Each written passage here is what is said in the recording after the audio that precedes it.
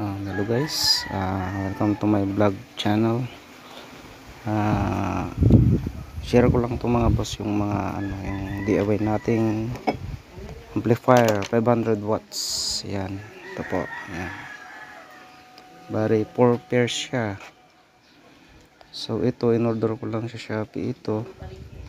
Set na po yan. Tapos ito gumamit tayo ng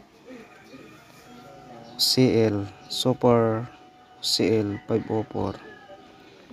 Ito po yung kanyang chopper transformer na pinataas natin, galing 502 yan. So nag winding tayo para tumas yung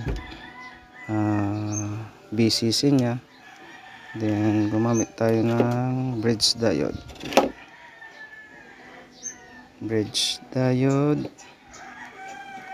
yan po.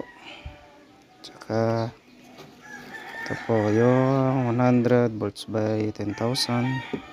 Yan, DIY muna natin yan kasi testing lang muna tayo.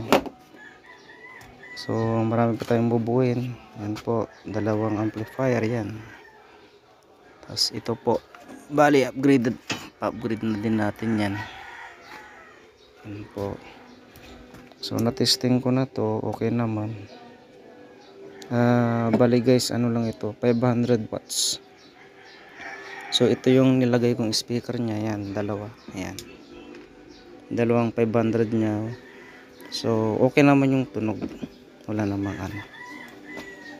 So pag i-update ko na lang kayo pagka na lagay na natin to sa case. Bali dadalawin natin yung ganito per channel para malakas. Thank you.